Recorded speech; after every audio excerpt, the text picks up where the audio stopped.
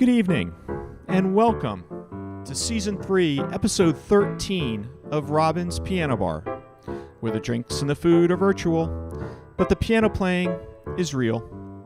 I'm your host, Larry Kosson, streaming live to you on YouTube, Facebook, Twitch TV, LinkedIn, and Bandcamp. Tonight's episode is Player's Choice. And now, please welcome to her own home, our favorite piano gal, Robin Spielberg.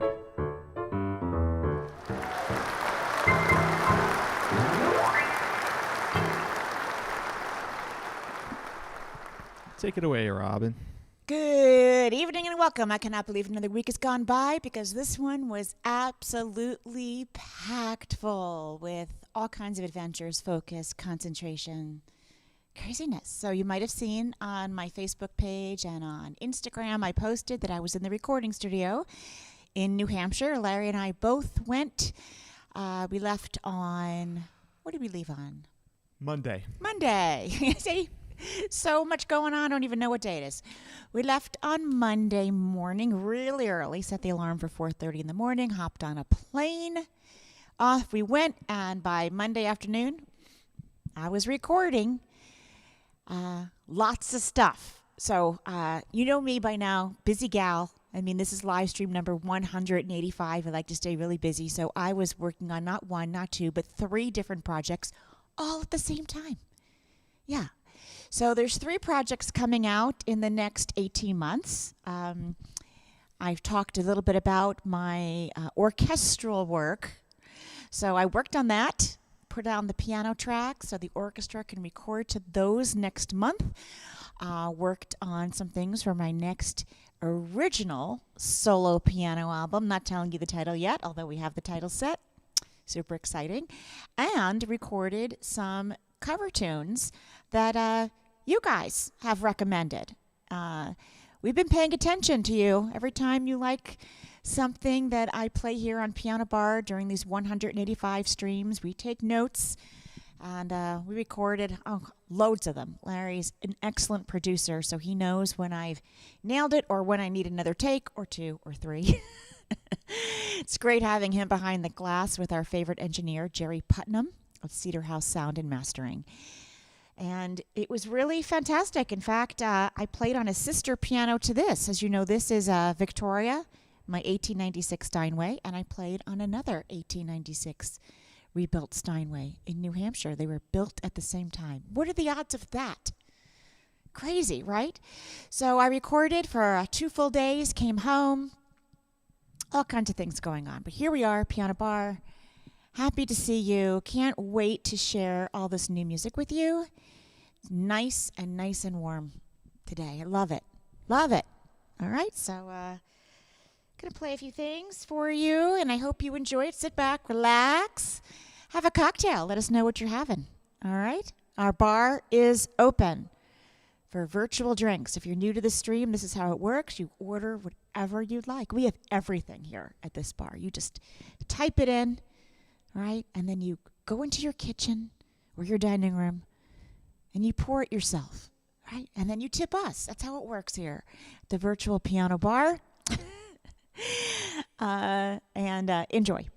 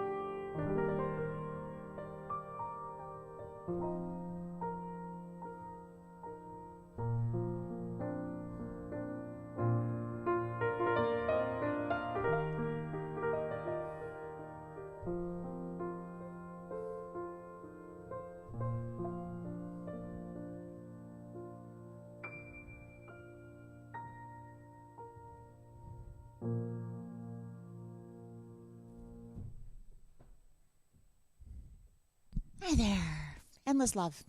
If you're just joining, welcome to Piano Bar number 185. Vicky, you just finished the last of your birthday cake. Well, good on you. I hope you had a lovely, wonderful birthday, but I cannot believe that cake lasted all week. You know, in my house, that wouldn't happen. It wouldn't. I'm just so crazy about sugar. So if I had a sweet birthday cake, kind of would be gone really fast. That's what I'm saying. That's what I'm saying. So, I'm seeing all of your comments. Kara, nice Montana beer. Sounds good and very refreshing. Leonard, I'm glad it's nice and hot in Vermont. I actually planted my tomatoes today. I got 13 plants in. And a few peppers, 4 pepper plants, some herbs. It's so wonderful to finally get that garden growing. It's a great, great feeling. Can't wait.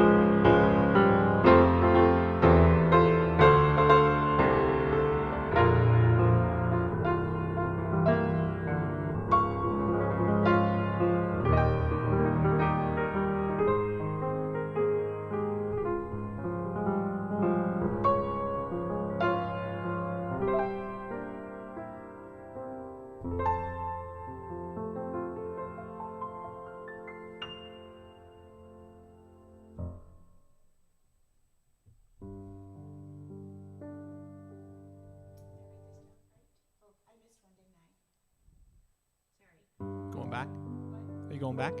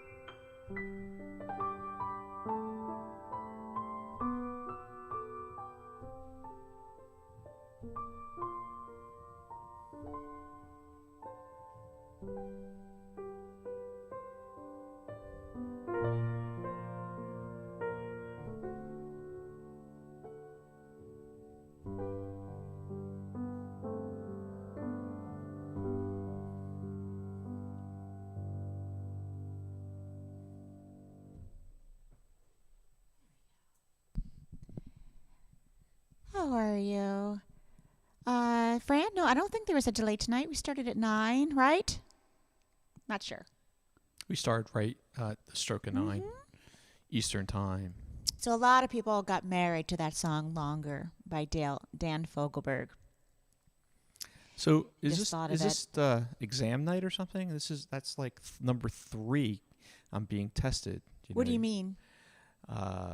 She wanted to know. You know what? I had made a second list, and I think I went out of order. So I did "Endless Love," "April Showers," "Longer." You're back on track. Goodbye, you.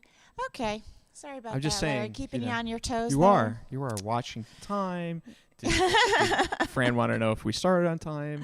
You know, it's like, I think a everyone quiz. just wants to make sure I'm paying attention. Yes. Oh, Lisa says she planted tomatoes and herbs, and yes, I did. I actually have a lot of wild scallions and chives growing in my garden, so I pick them up wherever they're growing, and I put them in the in the vegetable bed. Those are growing, and all the garlic scapes, we harvested those and made a garlic pesto out of the scapes. You can get that on there's a New York Times recipe. Oh, you know what? New York Times recently, Larry, I don't know if you saw this article. I saw my friend tweeted it. Apparently, the piano bar scene is back in New York City after really I played piano bar in New York City all through the 1980s and early 90s, 12 years. And it kind of went on a real decline. And apparently, after the pandemic. It's like coming back, and there's a whole article about piano bar excitement in New York, which is fabulous. And I love that we're doing this because here we are doing piano bar kind of internationally. In a way, we're not in New York City. You are watching from wherever you're watching, all over the country.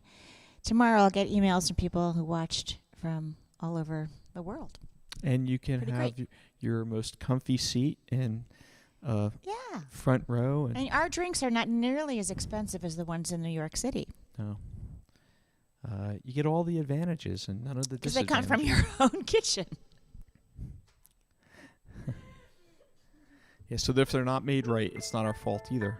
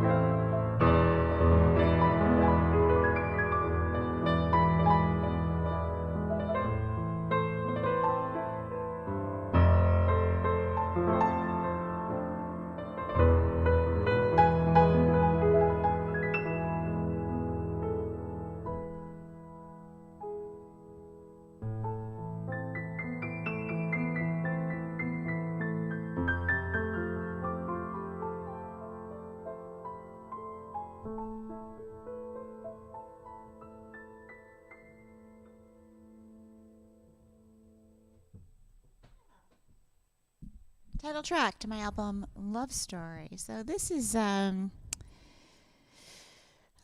let's see. I wanted to let you guys know that tonight is a great night for you to ask questions. If you have questions about the garden, about what we did in the recording studio, about, I don't know, songwriting process, whatever you'd like to ask. This is a good night to do that. Peter just posted that his wife briefly worked playing piano in a French restaurant in New Hampshire. Oh, that's pretty cool. But then a restaurant closed, so I'm hoping that I hope it means wasn't her Peter's- fault. I hope it was the food. They always blame the piano player. You know, maybe they didn't quite get the French right in New Hampshire. I don't know. We had three really great meals. Two meals. Yeah, we up went in- out with our couple nights, engineer and his his wife to the Flying Goose in New Yes. London, New Hampshire, right outside where Colby College is. And late meals. We closed the restaurant. There weren't a lot of people because they stopped serving at 8, and they had to drag me out of the recording studio at 7:30. I'd keep going. I'd keep going and going and going. I have to say that's one of my favorite restaurants up there. A lot of fun.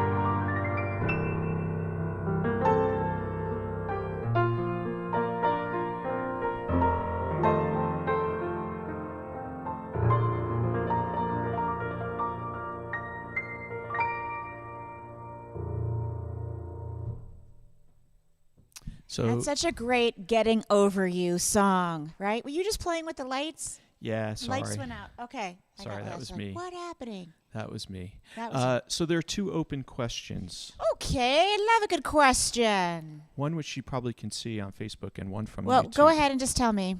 So Karen wants to know about your composing process. Do you compose note by note?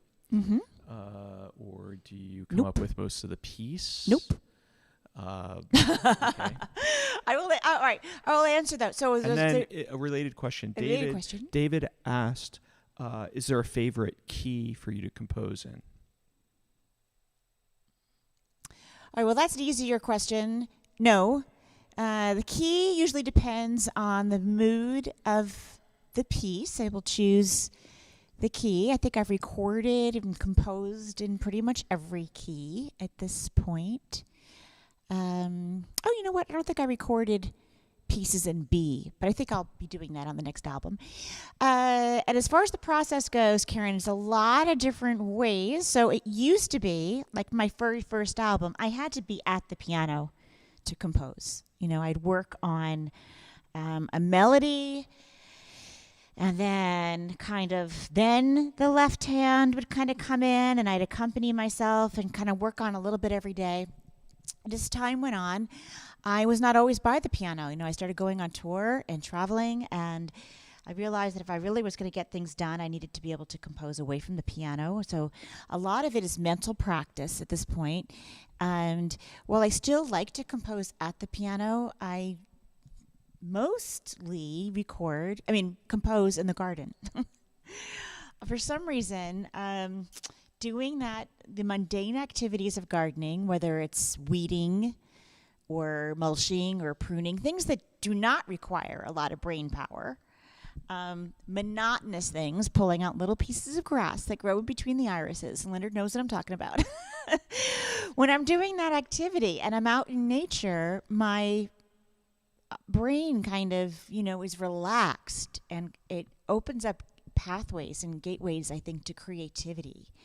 And music kind of comes in. I start humming to myself, singing a little bit in the garden, thinking of ideas and phrases.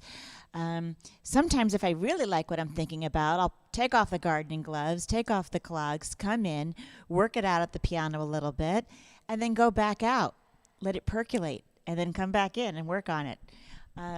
So a lot of ideas do come to me now away from the piano.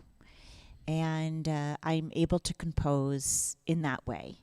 And as many of you already know, a lot of the music that I have composed is my musical diary. So if there's a special memory, whether it's my kittens chasing their tails, I'll write Mineki Neko is about those particular kittens that have long passed on, the kittens I had in the 1980s.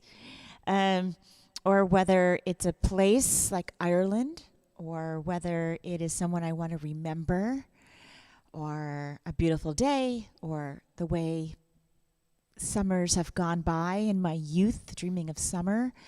I can pretty much play almost any piece and remember exactly my frame of mind and who I was thinking about, what I was writing about.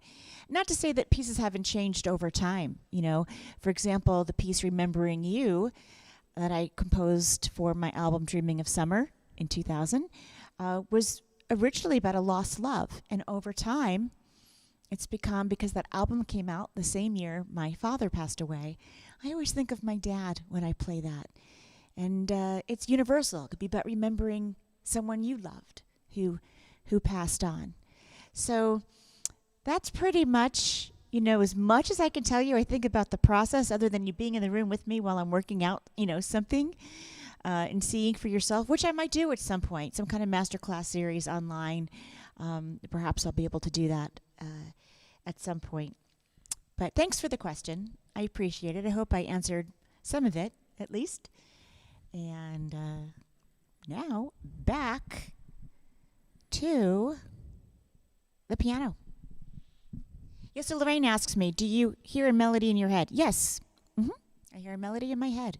I think about it in my head. Can I interject? Yes. You also hear it in the washing machine, in the dishwasher. Well, yeah, that's my own little mental illness. I wrote about that in my book, Naked on the Bench, My Adventures in Piano Land. There's a little plug for my book if you haven't read it yet, or if you are lazy and want to listen to it.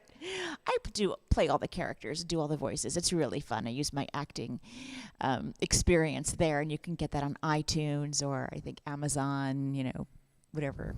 And you can listen to the book. I do have a chapter about music coming from strange places, and sometimes I hear a frequency in an electronic appliance, like the dishwasher. And I'm like, Larry, do you hear orchestral music coming out of the dishwasher? And of course he says no. And I'm like, okay, you're lost. I hear an orchestra at this moment. I don't know why that is. But I did some research, and Oliver Sacks wrote a book called Musicphilia, and he explains exactly what's happening in the brain.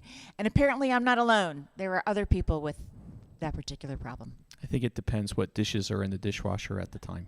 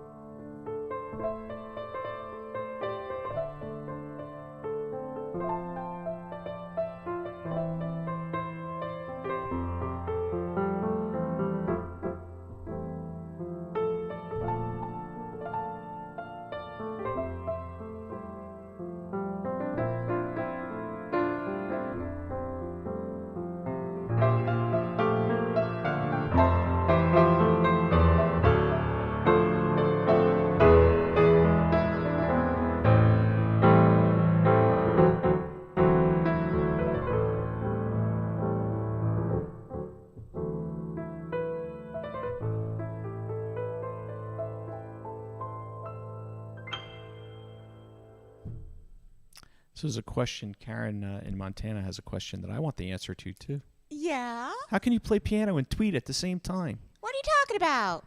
She said that she just read a tweet that was posted. Well, your name is Robin after all. So right before we went live, I retweeted something about the New York City Piano Bar article and wrote that I was about to go live. So I think I did that at 8:59. Okay, got it. Sometimes it takes a minute to populate. That's my guess. And Vicky, I'm so glad I got to play one of your favorite songs. I know it's one of the few really melodic, if not the only really melodic Bob Dylan song. A lot of people thought Adele wrote it, but I'm so glad that she brought it back to life and let a whole new generation know about that song. I think that that too is being used a lot for weddings. I got the idea to record it actually way before Adele's version came out. It was a friend of mine who I went to NYU with, actually, Joan Osborne, singer, songwriter, sang it at the Atlantic Theater Company benefit years ago. Do you remember that, Larry? We were there. I was blown away. She did a beautiful, I don't know if she recorded it. I have to look. But she did a beautiful, beautiful version. I thought, oh my goodness, that's one I'm going to have to revisit and record sometime. So glad I got to do that. That's on Love Story as well. And speaking of Adele, this one is by Adele.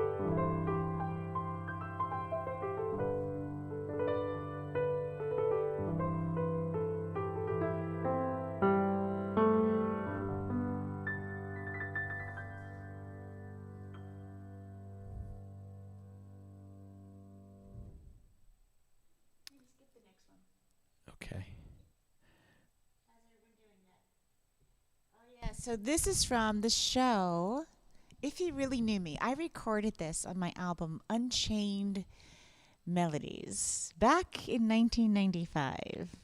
That album is out of print and the record company disappeared. And so what I did was that I added a few songs to that album. The record company never wanted me to. And I called it Moonlight and Love Songs. And you can hear it on all the streaming platforms. If You Really Knew Me is from the musical They're Playing Our Song, written by Carol Bayer Sager, wrote the lyrics, and Marvin Hamlish wrote the music. I loved the musical so much. I loved that song so much. And when I included it on the list for Unchained Melodies, I got a big fight from the record company president. He was really unhappy. He said, nobody knows that song. We don't want you to record it. A lot of push and pull there. But you know what? I won that little battle, and I'm glad I did because I really do love the song a lot. And we're here, and he's not. So another question came from Fran and Lorraine. Yes. So I'm just going to read it to you, so I'll Go back ahead. so I get it right. Ready? Let's see. Robin, how old were you when you had the talent to play any tune that you knew without music, is she's asking. It's amazing to me because you rarely use music. So it's basically, how old were you when you started to be able to play? I know the answer to this, but I'm going to let you. 3, Yeah, it's pretty amazing. 2, 3. So when I was very, very little, I have memories of being very little. I know it's crazy, but I remember being in the crib. I remember being in my stroller. I have a memory of, we didn't have a piano. We had this little tiny organ with chord buttons on the left. It was kind of like an accordion, but it was, you could play it sitting down. And I was so small, I remember reaching up to it. And my mother was singing in the kitchen, and I really wanted to please my mother. And so she'd sing, and I would match the notes to what she was singing to play with her. And she loved that. So whenever she had the radio on and she was singing a song that was on the radio, I would pick it up by ear, match the notes and play so my mother could sing with me. That's kind of what my goal was at the time. Now, at the time, when you're a little kid, it didn't seem very special and nobody made a fuss about it. And I didn't know that everyone couldn't do that. I didn't realize that until I was about 7. And when I was 7 years old, and I wrote about this in my book too, Mr. Dubinsky came into our 2nd grade classroom because the string program started in 3rd grade. And if you had good ear and good pitch, you could play string instruments. And he came in with this little machine, and the machine would play like this, a note like this, and you had to write down which one was higher and which one was lower, which was the higher note. I thought I was suddenly transported into some kind of mental asylum. I was only 7. So instead of writing down which note was higher or lower, I just wrote the names of the notes, G, B flat. Why? What is this? And he would then play, and you had to write down which one was higher and lower and by how much you thought it was. And I would just write down C and E. And so, of course, they handed me the violin immediately. And my parents did not want me to have more lessons. I was starting piano, and later I had organ, and I had ballet. So this was just another thing to pay for. And they said, we're not giving you lessons. Figure it out. And I managed to get through orchestra in grammar school and all the way through middle school, completely faking it without any lessons and figuring it out. But then by the time I got to high school, I couldn't keep up. So I was no longer a violinist in the orchestra, but did a pretty good job figuring it out. It sounded something like this. Yes. Yes. Yes. When you're first learning violin, it doesn't sound too good. No. Nope, it doesn't.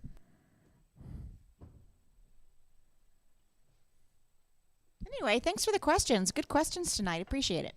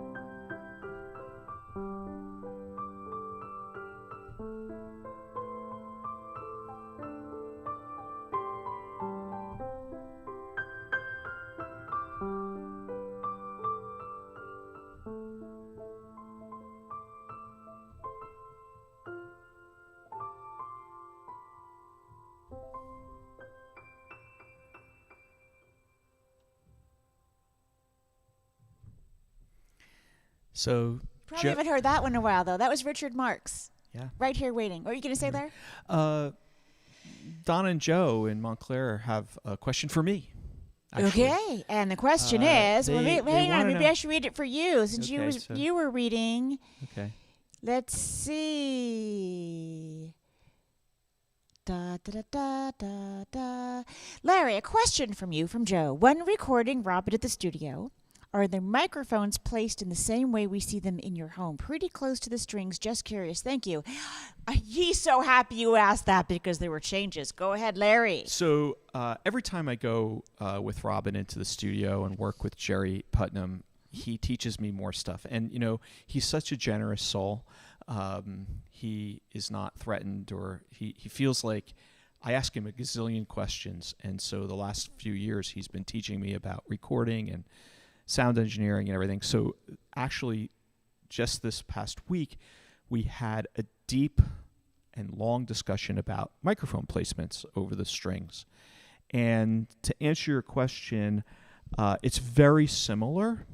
And the height, the amount of space between the microphone and the strings will vary depending on whether we're looking for more of a pop sound or classical sound. So we raise the microphones up a little bit higher for a little bit more pop. And you know what? I'll tell you something. Recording engineers, piano players, producers, we talk about this a lot. We do. Everyone has different techniques and will tell you something different. But when we had the pianos a little too close to the lid, there was some reverberation or echo or hardness, I would say. Yeah. So these we get probably on camera, they look closer to the strings than they are. They're about 6 inches above the strings, 6, 7. Yeah. So when we came back like this week, I actually, based on the conversation, I repositioned the microphones just to see.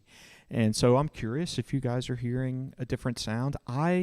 In my headphones that I use, it sounds different to you? It sounds even fuller than it did That's before. Awesome. So that's awesome.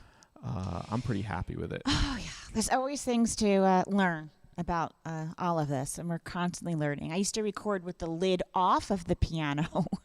Now I like having it back on. Even the piano desk, the position of the desk because of all this wood makes a difference.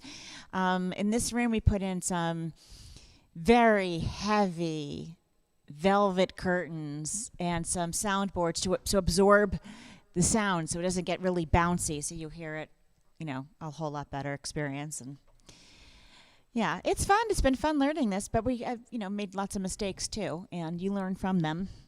And I'm excited because we're going to do some more recording here.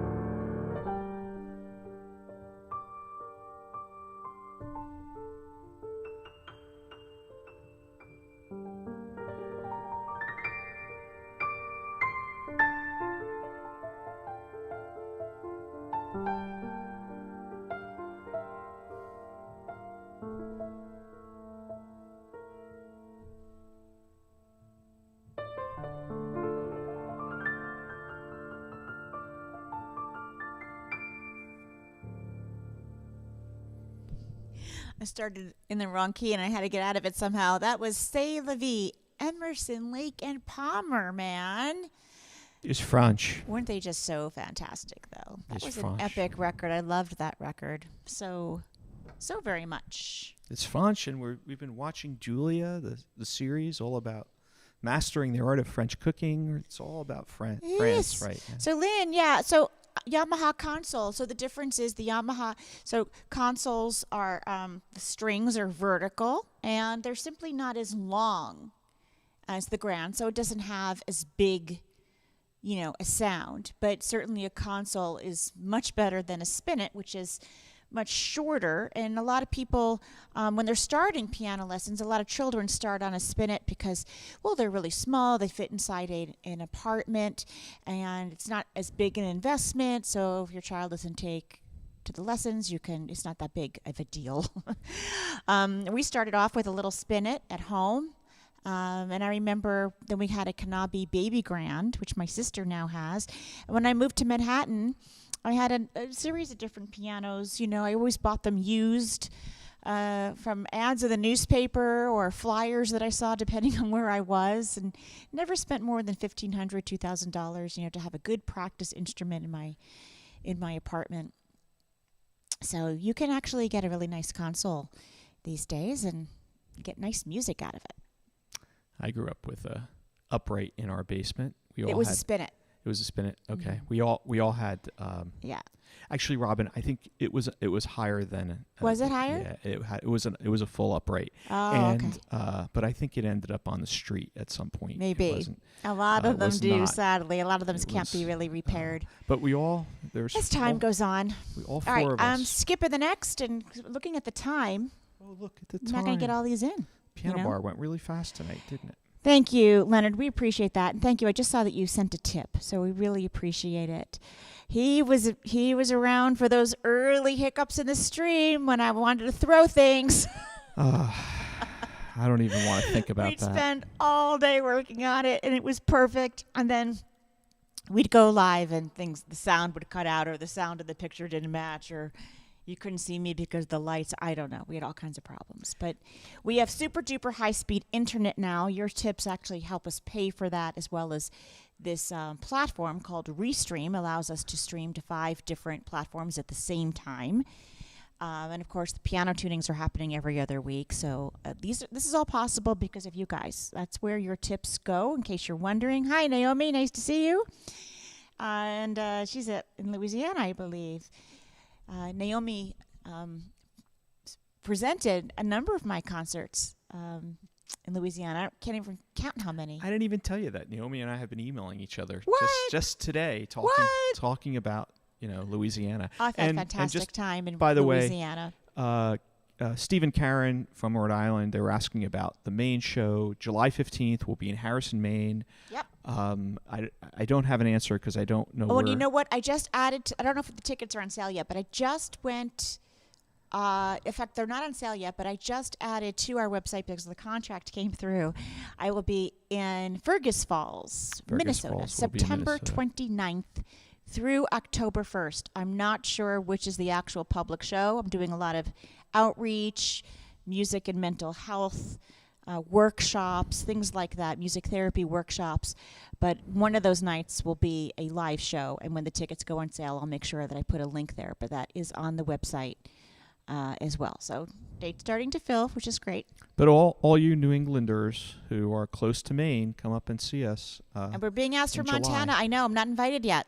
I know we've been working on it. Lorraine and Karen are asking about Montana, and Southwest flies direct, so I'd love to come, but I need one of the venues to invite me to play. So. Lorraine, just go and stand outside with a big sign outside the venue and say, "Bring Robbins." That says, "Bring Robin Spielberg back to Billings." Yes, that's right. That's one way to kind do of the it. only time they listen is when audience members yeah. request it.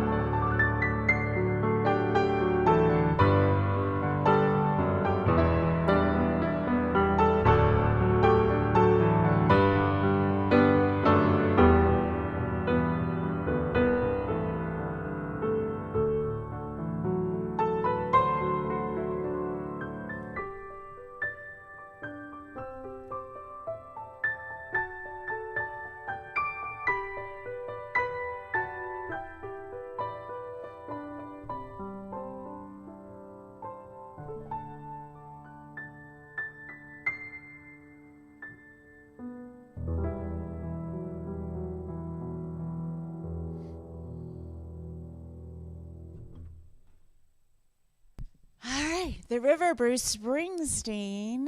That concludes episode 13 of season 3, Piano Bar. Altogether, live stream number 185. Thank you for joining me. I'm so glad you enjoyed it. Oh, you're very welcome. And I am, good. Love that you enjoyed it. We did too. We really enjoyed doing this for you. So no piano show tomorrow night on Saturday. I'll post a something from the archive for you to watch. We'll be doing a bit of traveling this next week, and we will be back for number 184 next Friday, right here, for another Piano Bar evening. Thank you so much for all your support, and be well. Have a great rest of your weekend. All right, Carmel, it's your turn. Say goodnight. Hey, Carmel. Say goodnight to everybody. That's right. Good girl.